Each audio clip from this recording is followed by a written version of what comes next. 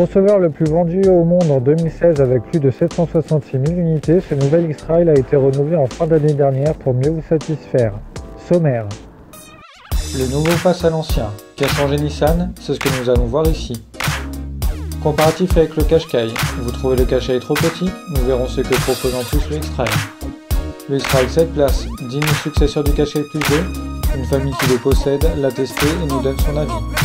Nous verrons ensuite le X-Trail face à la concurrence. Enfin, le j'aime pas.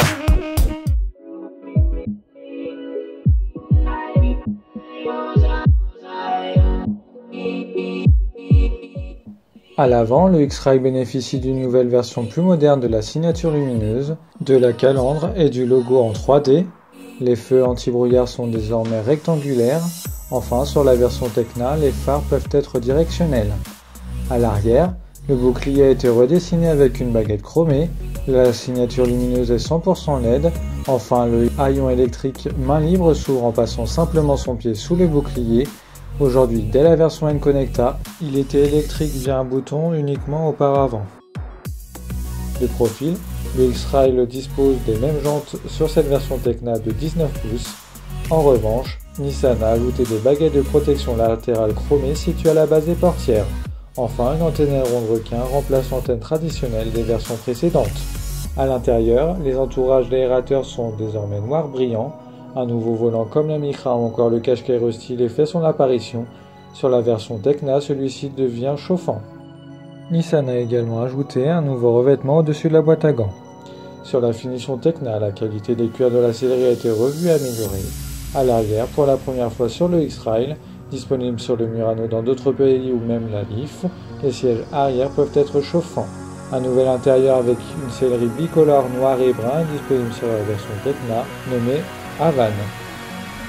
L'intérieur a été réagencé, ce qui a permis d'augmenter le volume du coffre qui passe de 550 à 565 litres en version 5 places.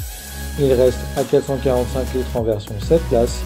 Une fois tous les sièges rabattus, le volume atteint 1996 litres. Niveau équipement, les rétroviseurs sont rabattables automatiquement.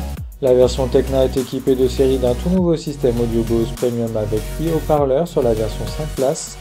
La radio numérique DAB est intégrée de série et le système Nissan Connect avec écran tactile affiche une nouvelle interface. L'interface de l'écran TFT a été modifiée, n'est pas identique à celle du Qashqai, les icônes d'alerte ne sont visibles que lorsqu'elles sont actives, comme le franchissement de ligne par exemple.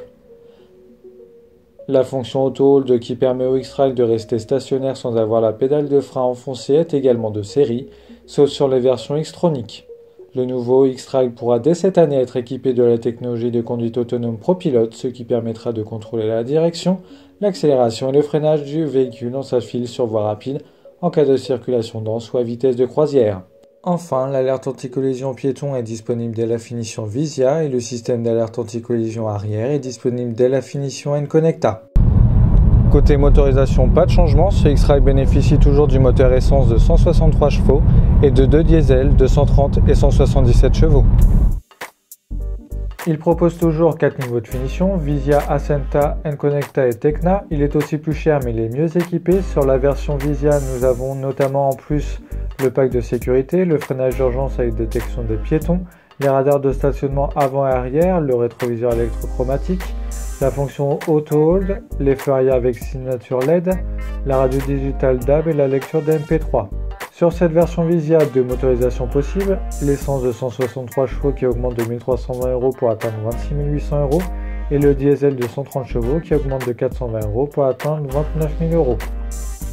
Sur la version Tecna, il propose en plus l'antenne aileron de requin, le freinage d'urgence avec détection des piétons, la fonction auto, les feux arrière avec signature LED, les rétroviseurs extérieurs abattables automatiquement, le système d'alerte anti-collision arrière, les finitions latérales chromées, le volant et siège arrière chauffant, les feux bilets directionnels, le haillon avec ouverture main libre et le système audio Bose Premium. Côté tarif, plus de choix que côté motorisation, qui augmente entre 170 € et 1570 € pour atteindre un prix de 41 700 €. Si vous voulez plus de détails, rendez-vous sur mon site fan23.fr, rubrique X-Trail 2017, comparatif entre le X-Trail phase 1 et la phase 2.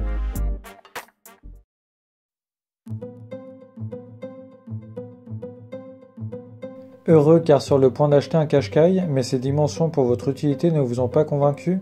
Vous êtes un peu triste et vous vous demandez si vous ne devez pas aller voir la concurrence. Mauvaise idée. Dans la gamme Nissan, un autre choix s'impose et peut vous redonner le sourire. Ce choix, c'est le X-Trail, comparons-les.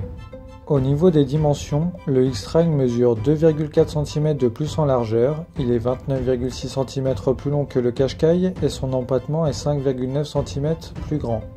Le Qashqai est plus petit de 15 cm.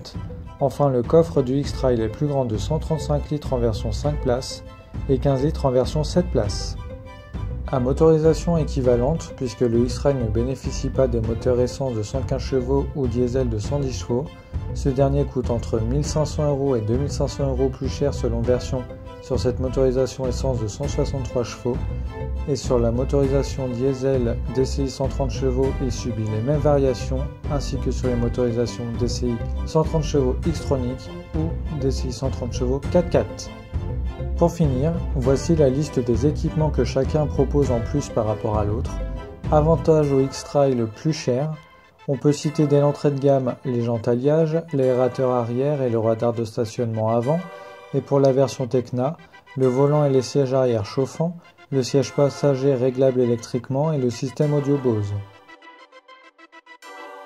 Finalement, le X-Trail ne fait pas cher payer sa grandeur et ses équipements en plus face à son petit frère le Qashqai. Ses tarifs compétitifs se confirmeront avec ses concurrents directs.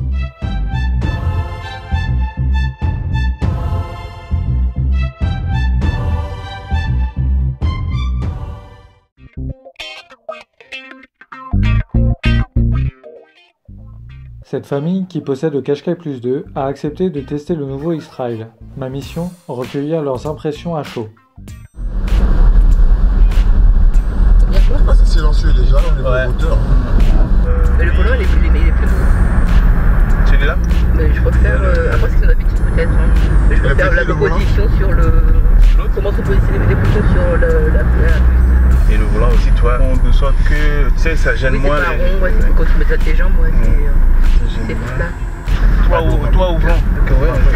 Ouais, bah oui, tu vois pas sur Bah oui, ouais. Ah ça c'est bien, ça va. Ouais. Il y en a une petite gare derrière. Dans le coffre, il n'y a rien. Il n'y a rien? Non. Bah dans la plus 2, il y a quelque chose. Ouais. C'est pour les enfants quand ils font leur... ils ont des râteliers, tout ça. Ouais. Pour charger, c'est super pratique. La version Tecna, vous avez le volant chauffant. Ouais. Le volant c'est chauffant. Bah c'est bien ça, parce que les sièges avant et arrière sont chauffants. Donc quand il fait trop froid, tu chauffes les fesses, c'est ça? C'est bien. Par rapport au Qashqai Plus 2, vous trouvez comment l'intérieur? Bah là, ça n'a rien à voir. En fait, hein. Déjà, c'est ce que moi j'aime bien, c'est intérieur cuit. Oui, c'est plus haut de gamme. Au niveau du revêtement, là où tu t'assois, c'est un peu rugueux. De l'espacement à l'avant, c'est plus aérien. Regarde là, il envoie. Ouais. Franchement, l'extérieur du véhicule, j'aime moins. Un peu trop carré au niveau. Parce que moi, j'aime les véhicules qui ont de belles encolures, les arrondis. L'intérieur, moi j'aime bien. L'intérieur, ouais. L'intérieur, j'aime bien. L'intérieur, il est très bien. Il est spacieux. J'ai vu. L'écran est tout petit. L'intérieur, il est nickel. Hein.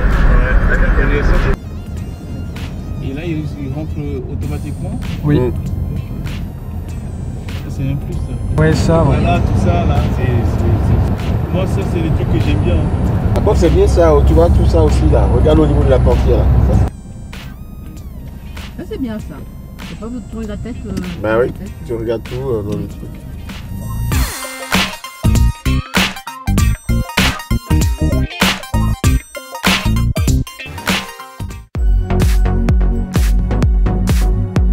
En termes de prix, le Nissan X-Trail est très bien positionné. Il propose de nombreux équipements de série et pour certains inédits. Regardez.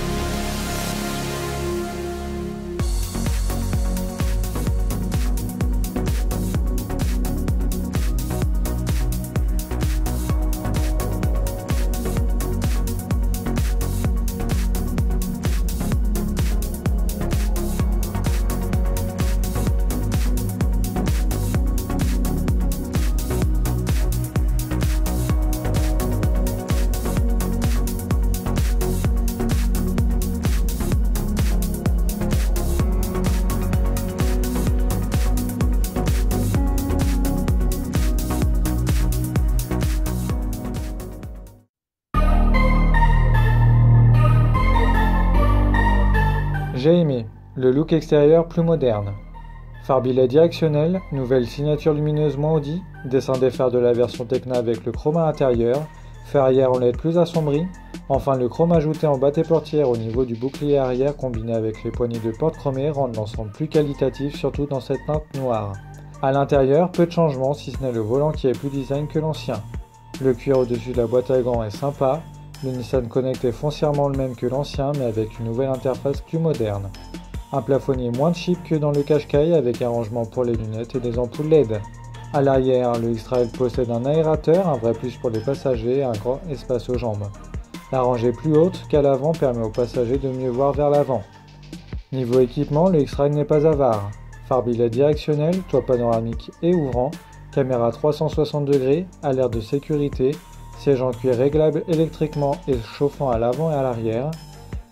Concernant le haillon main libre, il s'avère assez pratique et facile à utiliser à condition de passer la jambe assez lentement en dessous du bouclier.